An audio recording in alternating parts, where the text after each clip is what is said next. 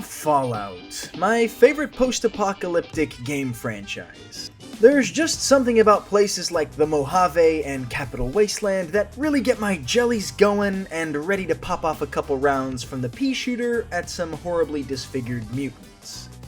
I started the franchise at Fallout 3 and have played every release, DLC, and new release, with the exception of Fallout 76, at launch.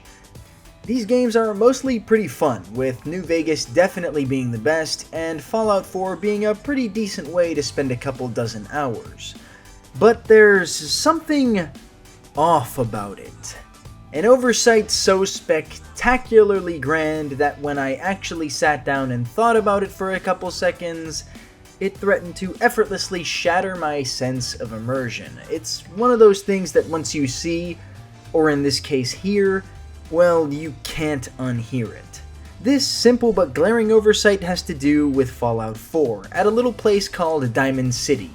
See, in this city lies a little shanty bar, and inside that bar are two of the most, let's call them, eccentric brothers in the game. These two brothers, no relation, are known as the Bobrov Brothers, Vadim Bobrov and Yefim Bobrov, respectively. They have some interesting dialogue and interact with the player and their many companions at various different times throughout the course of the campaign. Their thick Russian accents, Slavic lingo, and goofy natures give them a lovable charm. But there's one glaring issue with all of this. Where the hell did these guys learn to speak Russian? Seriously, think about this for a second. It's been like 200 years since the bombs first dropped, and the only non-permanently disfigured people who survived the bombs were those who hid inside the many vaults scattered around the country. So where and when did these two sons of former vault dwellers learn to pick up such thick Russian accents? I mean, come on, I could understand them learning to speak Russian from a book somewhere in the wasteland. But those accents imply that their primary language is Russian, which means that they learned English as a secondary language.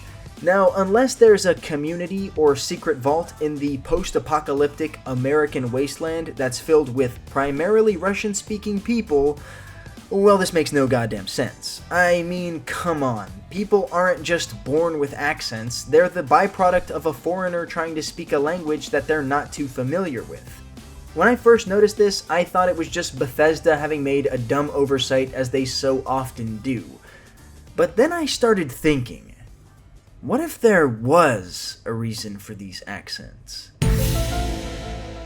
What if the reason that the Bobrov Bros speak Russian and heavily accented English was because they're actually Soviet spies, sent from Russia to conduct surveillance on the American wasteland?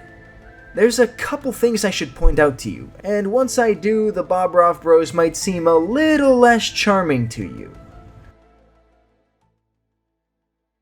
See, we know from knowledge obtained throughout the games that the Soviets were actually pretty neutral in regards to the Americans and the Chinese during the Great War, having set up a consulate in LA, meaning that US citizens could have most likely traveled to Soviet Russia, and vice versa.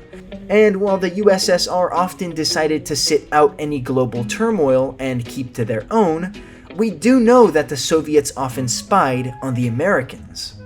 So if we know that the USSR liked to spy on the United States before the war, what about after the war? Consider this, we already know that the Enclave that appeared in Fallout 3 is the remnants of the US government that survived the cataclysmic end of the Great War. But why would just the American leaders have been able to survive? Theoretically, it's not only possible, but highly likely that other heads of state in countries like China and the USSR had contingency plans that would have allowed them to survive as somewhat quote-unquote enclaves of their own. This is backed up by the fact that Russia would have most likely not been the direct target of any nukes from the United States or China, as they were neutral in the Great War. Now, if it's safe to assume that there's a Russian enclave hidden somewhere out in the Soviet wasteland, what would that enclave's next logical steps after securing Russia be? Well, they'd want to know the status of their enemies. aka the two nations that blew up the entire world with nuclear weapons. And while the Bobrov Bros are located in Boston, far from the nation's capital, thus the most logical place to go if one wanted to perform surveillance on the United States, it's made pretty obvious that the Bobrov Bros were in the capital wasteland at some point. How do we know this? Well, via the fact that Vadim recognizes MacCready and asks him about MacCready's deceased friend, Lucy. See, MacCready used to live in the capital wasteland with Lucy when she was alive, and it's presumed that she met her end after the pair were kicked out of Lamplight Caverns and forced to move elsewhere. This clever little tidbit of info tells us that the Bobrov Bros, or at least Vadim, had been in the capital wasteland at some point. It is very likely that these two brothers went to the capital wasteland and were there to conduct surveillance at the same time as the Lone Wanderer and the events of Fallout 3.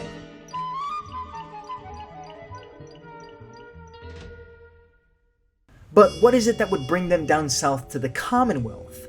Well, in Fallout 3, a certain Mr. Zimmerman is in the capital wasteland looking for a runaway synth. He freely and openly mentions that he comes from a place called the Commonwealth, where super scientists work in futuristic laboratories, creating all manner of valuable and powerful technologies, including synths, the ability to create life itself.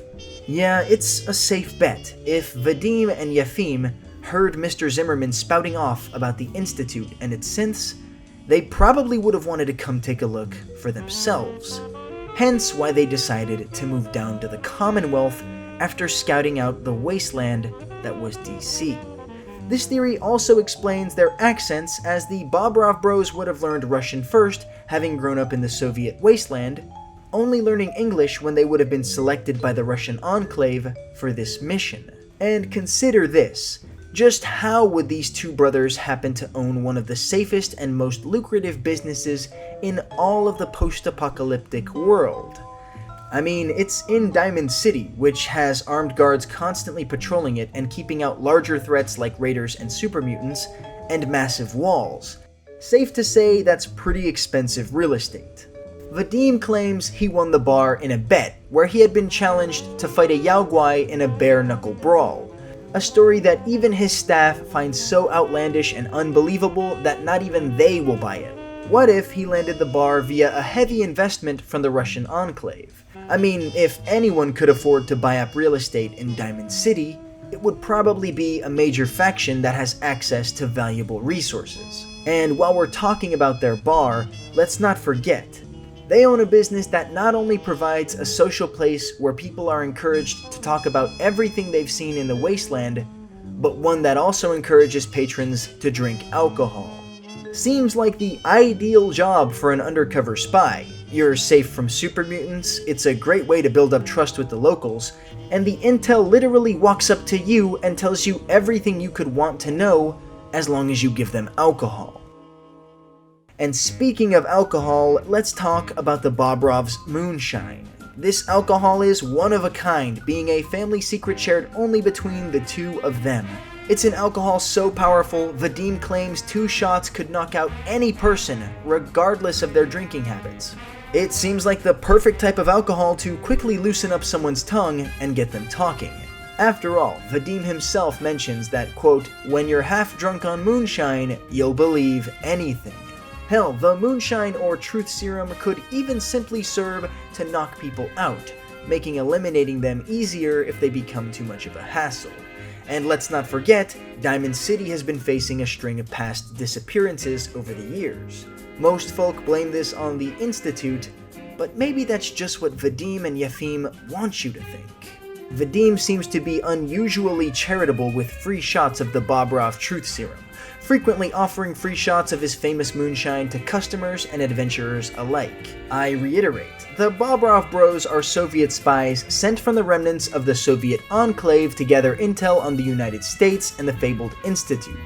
That's how they were able to afford such expensive real estate in the safest city in town, that's why they're able to make the Bobrov truth serum, and that's why they're constantly hooking people up with free shots of liquor in a wasteland that doesn't give away anything for free, save for an ass whipping. If this theory has raised an eyebrow, go ahead and like and subscribe, and if you're not convinced yet, well, now would be a good time to discuss Vadim and Yefim's dialogue, which raises more than just a few red flags, if you know what I mean. For instance, Vadim, who is normally welcoming to all, is seemingly skeptical of Deacon because he's seen him impersonating a guard in the past. Maybe he's just a paranoid guy, or maybe he's a spy smelling out another spy. Vadim similarly has dialogue with Nick Valentine, in which Nick claims he will never allow Vadim to use him as a test subject for his moonshine. At least, not ever again. Perhaps Vadim is trying to figure out a way to make moonshine that can force synths to tell him everything he wants to know. Or maybe he's just trying to take a closer look at a synth and the technology that makes him tick. It would also explain why he tries to give some to Codsworth as well. Furthermore, Hancock, the leader of the town of Goodneighbor, offers Vadim a seemingly lucrative offer to sell his moonshine in Goodneighbor. This would be a spectacular deal for any ordinary barkeep, as all he would have to do is make the moonshine and have Hancock's guys come and pick it up every month. But Vadim is unsure, seeming unsettled by the lucrative offer that is presented to him. Maybe he's afraid of making a few extra caps, or maybe he doesn't want people getting his moonshine without having to come to his bar first. After all, the games pretty much show us that the only reliable way to get info out of people in the wasteland is to charm them up with charisma and alcohol. And if all of these overwhelmingly sound points aren't convincing you that these two brothers reek of a lot more than just moonshine, well, hold on to your squirrel on a stick, because I have one last bit of evidence that should at very least make you question just how truthful the Bobrov brothers seem. In dialogue that randomly occurs if you stay at the Dugout Inn, Scarlett, the waitress, can be heard initiating a conversation with Vadim where she asks him if he remembers the night before. Vadim shrieks and begs for forgiveness if he did anything untoward. However, Scarlett lets him off the hook, saying she merely wanted to make sure he was doing okay, as she heard him crying in his room the night before. The interesting thing is what she mentions happened afterwards, as she mentions she heard him, quote, going on about his mother and, quote, how much he missed her. She continues, saying that neither him or his brother have ever discussed their family, but Vadim cuts her off abruptly and says they will simply not be getting into that. End of discussion. Maybe, just maybe, Vadim is just a sweet son who misses the good old days with his mother and family.